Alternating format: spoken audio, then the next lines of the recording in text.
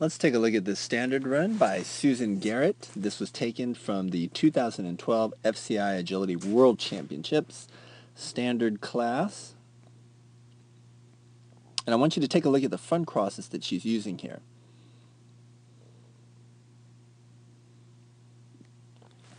So one of the things to notice, the path that she wants her dog to take is here toward the seesaw, but you have this off-course viaduct sitting out there. And she does a couple of things really well here. One is, as her dog's coming through the weave pole, she actually moves to get some distance. So that kind of helps her cheat a little bit to be in really good front cross position. If we take a look at the diagonal line, imagine here's a jump, but instead we've replaced it with a seesaw. So you just draw your diagonal line to that obstacle. So your diagonal line would be somewhere around here, and you see that she's pretty much right on it as she executes her cross. You see that she's between the seesaw and the wing of the jump. The other thing you notice is that her timing is very, very good. Her dog here is at the takeoff position, and she has started rotating toward the dog for her front cross. So with all of these factors, I expect a very good turn here instead of a wide turn to the viaduct. And you see that she gets a pretty decent turn here.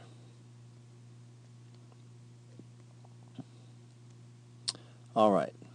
Now we've got a situation where this jump is not out here, and she's going to attempt to use a front cross.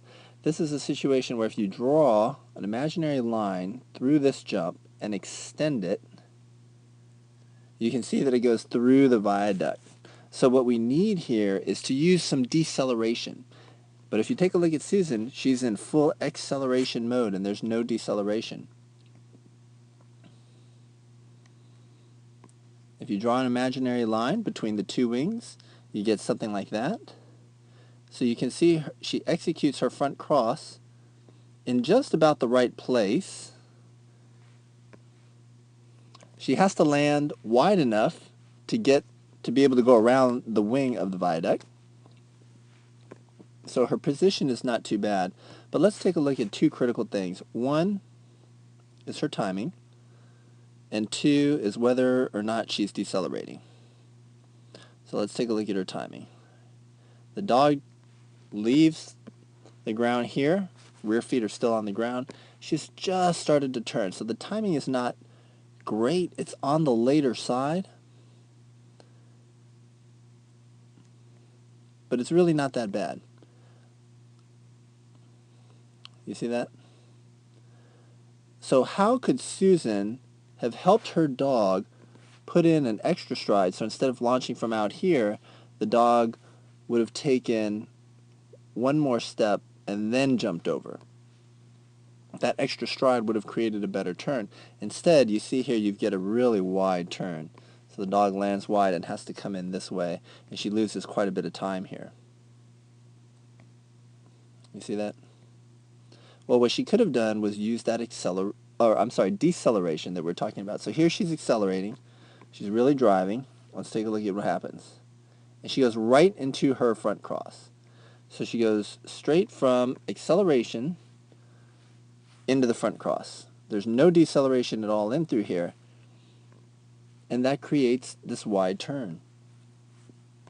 So if she had thrown on the brakes, stopped where she was, right here, thrown on the brakes and stopped, her dog would have put in an extra stride, gotten a nice turn as she completed the front cross, and then you would have gotten a much nicer effect instead of this over this viaduct.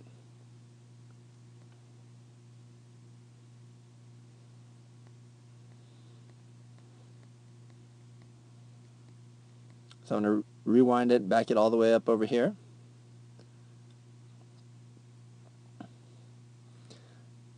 So she does a very good front cross, and it's immediately followed by a not very good front cross. And in one, she makes good use of deceleration. In the second one, she doesn't. Her position and footwork are good in both of them, and her timing's pretty good for both of them as well. So the difference here in this setup, I think, mostly between these two front crosses, is the use of deceleration. So this is a big tool, a big advantage that all of you have from Module 1 and even in Module 2. And now in this front cross Module 3, keep looking for ways to use deceleration to get tight turns and give yourself an advantage over other competitors. This will really speed up your times on course.